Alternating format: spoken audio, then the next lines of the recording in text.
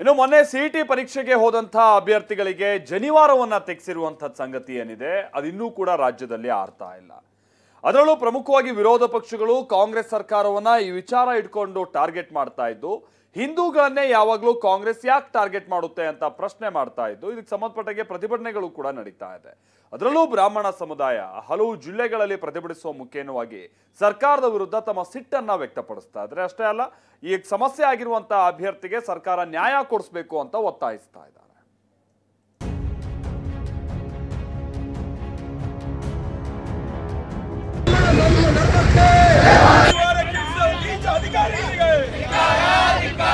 ಇದನ್ನ ಯಾರು ಹೇಳಿದ್ದಾರೆ ಅವ್ರ ಮೇಲೆ ಶಿಸ್ತು ಕ್ರಮ ತಗೋಬೇಕು. ಅದು ಬಹಳ ದೊಡ್ಡ ತಪ್ಪು. ಏನೋ ಒಂದಿಷ್ಟು ನಿಯಮಗಳನ್ನ ಪಾಲನೆ ಮಾಡಕ್ಕೆ ಹೇಳಿರ್ತಾರೆ, ಇದನ್ನೆಲ್ಲ ಹೇಳಿರ್ತಾರೆ. ಅದನ್ನ ನಾವು ಖಂಡಿಸ್ತೇವೆ. ಜನರ ನಂಬಿಕೆಯ ಮೇಲೆ ಮಾಡಿದಂತ ಒಂದು ಪ್ರಹಾರ ಮಾರಕವಾದಂತಹ ಪೆಟ್ಟಾಗಿದೆ. ಬ್ರಾಹ್ಮಣರು ಯಾವಾಗಲೂ ಸಾಫ್ಟ್ ಟಾರ್ಗೆಟ್.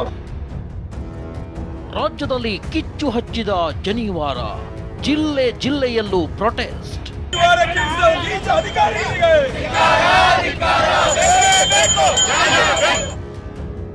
ಕಲಬುರಗಿಯಲ್ಲಿ ಟೈರ್ಗೆ ಬೆಂಕಿ, ಸರ್ಕಾರದ ವಿರುದ್ಧ ಆಕ್ರೋಶ.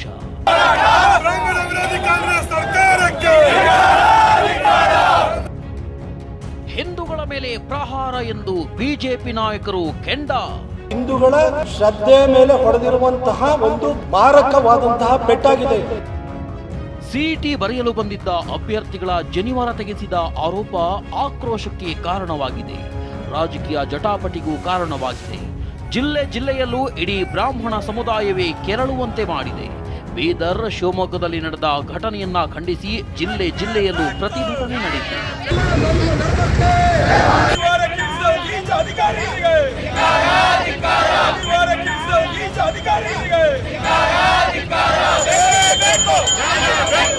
ಇನ್ನು ಮೈಸೂರಿನಲ್ಲೂ ಬೃಹತ್ ಪ್ರತಿಭಟನೆ ನಡೆಯಿತು. ಬಿಜೆಪಿ ಶಾಸಕ ಶ್ರೀವತ್ಸ ನೇತೃತ್ವದಲ್ಲಿ ಜಿಲ್ಲಾ ಬ್ರಾಹ್ಮಣ ವೇದಿಕೆಯಿಂದ ಪ್ರತಿಭಟನೆ ಮಾಡಲಾಯಿತು. ಕುಮ್ಮಕ್ಕು ಕೊಡ್ತಿರೋ ಸರ್ಕಾರ ಅಧಿಕಾರಿಗಳಿಗೆ ಧಿಕ್ಕಾರ ಕೂಗಿದೆ.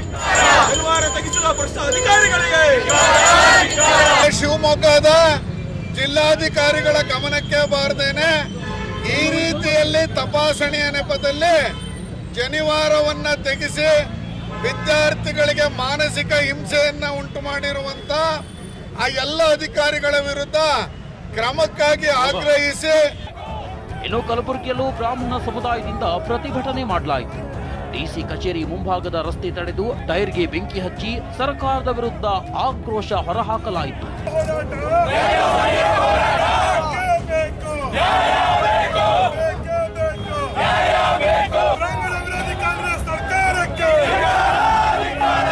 ಇನ್ನು ವಿಜಯಪುರ, ಬೀದರ್ನಲ್ಲೂ ಪ್ರತಿಭಟನೆ ಮಾಡಿ ಡಿಸಿ ಮೂಲಕ ಮುಂದೆ ಇಂತಹ ಘಟನೆ ಆಗದಂತೆ ಎಚ್ಚರ ವಹಿಸುವಂತೆ ಎಚ್ಚರಿಕೆ ಕೊಟ್ಟರು. ಭಾರತೀಯ ಬ್ರಾಹ್ಮಣ ಮಹಾಸಂಘಕ್ಕೆ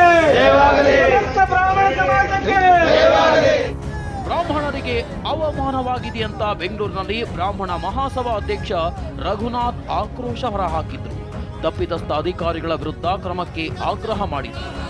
ಖಂಡಿತ ಇನ್ನೊಂದು 2-3 ದಿನದಲ್ಲಿ CM ಅವ್ರನ್ನ ಭೇಟಿ ಮಾಡಿ ಅವ್ರ ಅವಕಾಶ ತಗೊಂಡು ಅವ್ರನ್ನ ಭೇಟಿ ಮಾಡಿ ಅವ್ರಿಗೆ ನಮ್ಮ ಸಮುದಾಯ ಮೇಲೆ ಆಗಿರುವಂಥ ಈ ಆಕ್ರಮಣದ ಬಗ್ಗೆ ಅವರಿಗೆ ಮನವರಿಕೆ ಮಾಡಿಕೊಟ್ಟು ಅದ್ರ ಮುಖಾಂತರವಾಗಿ ನಾವು ನಮ್ಮ ಸಮುದಾಯಕ್ಕೆ ಸಂವಿಧಾನಾತ್ಮಕವಾಗಿ ನಮಗೂ ಕೂಡ ಹಕ್ಕಿದೆ, ಬೇರೆಯವರು ನಮ್ಮನ್ನು ಅಟ್ಯಾಕ್ ಮಾಡೋದು ಎಲ್ಲ ಜಾಸ್ತಿ ಇದೆ, ಇದನ್ನು ರಕ್ಷಣೆ ಕೊಡಬೇಕು ಅಂತ ಕೂಡ ನಾವು ಮುಖ್ಯಮಂತ್ರಿಗಳನ್ನ ಮನವಿ ಮಾಡ್ತೇವೆ. ಸಿಎಂ ಸಿದ್ದರಾಮಯ್ಯ ಅಂಗಳಕ್ಕೂ ಜನಿವಾರ ಜಟಾಪಟಿ ತಲುಪಿದೆ. ವಿವಾದ ಜೋರಾಗ್ತಿದ್ದಂತೆ ಕೆಇಎ ಫುಲ್ ಅಲರ್ಟ್ ಆಗಿದೆ. ಆಯಾ ಜಿಲ್ಲೆಗಳ ಜಿಲ್ಲಾಧಿಕಾರಿಗಳು, ಡಿಡಿಪಿಐ, ಪರೀಕ್ಷಾ ಕೇಂದ್ರದ ಮೇಲ್ವಿಚಾರಕರ ಬಳಿ ಕೆಇಎ ಮಾಹಿತಿ ಸಂಗ್ರಹಿಸುತ್ತಿದೆ. ಗೈಡ್ಲೈನ್ಸ್ನಲ್ಲಿ ಇಲ್ಲದ ರೂಲ್ಸ್ ಫಾಲೋ ಮಾಡಿಸಿದ್ದು ಯಾರು?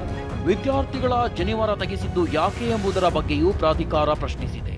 ಜನಿವಾರ ತೆಗೆಸಿರೋ ಆರೋಪವನ್ನ ಕಾಂಗ್ರೆಸ್ ನಾಯಕರು ಖಂಡಿಸಿದ್ದಾರೆ.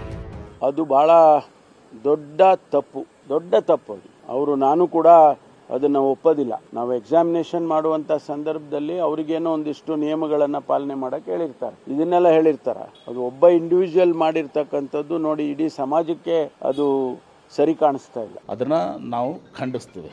ಭಾವನೆಗೆ ಇದು ಮಾಡುವಂಥ ಕೆಲಸ ಆಗಬಾರ್ದು. ಅದು ಮಾಡಿದ್ದು ಭಾಳ ಘೋರ ತಪ್ಪು.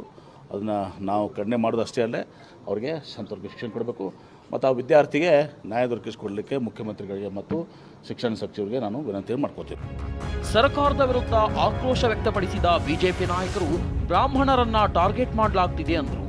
ಜನರ ನಂಬಿಕೆ ಮೇಲೆ ಮಾಡಿದಂಥ ಒಂದು ಪ್ರಹಾರ ಇದೆ. ಇದನ್ನು ಸರ್ಕಾರ ನಿರ್ಣಯ ತೆಗೆದುಕೊಳ್ಬೇಕು, ಅವನಿಗೆ ನ್ಯಾಯ ಒದಗಿಸ್ಬೇಕು. ಅವರ ಜನಿವಾರದಲ್ಲಿ ಯಾಕೆ ಸರ್ ನಿಮಗೆ ಕಾಣಿಸ್ತಿದೆ? ಇದು ಜನಿವಾರ ತೆಗೆಸಿರುವಂಥದ್ದು ಒಟ್ಟಾರೆ ಹಿಂದೂಗಳ ಶ್ರದ್ಧೆ ಮೇಲೆ ಹೊಡೆದಿರುವಂತಹ ಒಂದು ಮಾರಕವಾದಂತಹ ಪೆಟ್ಟಾಗಿದೆ. ಇದು ಸಿದ್ದರಾಮಯ್ಯನವರ ಆಡಳಿತದಲ್ಲಿ ನಡೀತಾ ಇರುವಂಥ ಘಟನೆ, ಇನ್ನು ಮುಂದೆನೂ ನಡೆಯುತ್ತೆ. ಒಂಥರ ಸಾಫ್ಟ್ ಟಾರ್ಗೆಟ್, ಅದರಲ್ಲೂ ವಿಶೇಷವಾಗಿ ಬ್ರಾಹ್ಮಣರು ಯಾವಾಗಲೂ ಸಾಫ್ಟ್ ಟಾರ್ಗೆಟ್. ಹಿಜಾಬ್ ಬಗ್ಗೆ ಹೀಗಾಗಿದ್ರೆ ಸುಮ್ಮನೆ ಇರ್ತಿದ್ರಾ ಅಂತ ಚಿಂತಕ ಚಕ್ರವರ್ತಿ ಸೂಲಿಬೇಲೆ ಪ್ರಶ್ನಿಸಿದ್ದಾರೆ. ಫಸ್ಟ್ ಆಫ್ ಆಲ್ ನನಗನ್ಸುತ್ತೆ ಯಾರೋ ಹೇಳಿ ಮಾಡಿಸಿರುವಂಥ ಕೆಲಸ ಇದು ಅಂತ. ಒಟ್ಟಾರೆ ಈ ರಾಜ್ಯ ಸರ್ಕಾರ ಹೇಗಾಗಿದೆ ಅಂತಂದರೆ ಕೆಲಸಕ್ಕೆ ಬಾರದ ಸರ್ಕಾರ ಆಗಿದೆ. ನೀವು ನಿರಂತರವಾಗಿ ಬೆಲೆ ಏರಿಕೆ ಆಗಿದೆ, ಜನರ ನಡುವೆ ಜಾತಿಗಳ ಹೆಸರಲ್ಲಿ ಬೆಂಕಿ ಹಚ್ಚುವಂಥ ಪ್ರಯತ್ನ ಆಗ್ತಾ ಇದೆ. ಬಟ್ ಈ ಹುಡುಗನ ಕಥೆ ಏನು?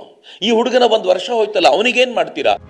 ಇಲ್ಲದ ರೂಲ್ಸ್ ಜಾರಿ ಮಾಡುವುದಕ್ಕೆ ಹೋಗಿ ಪರೀಕ್ಷಾ ಕೇಂದ್ರದ ಸಿಬ್ಬಂದಿ ಪೇಚಿಗೆ ಸಿಲುಕಿದ್ದಾರೆ.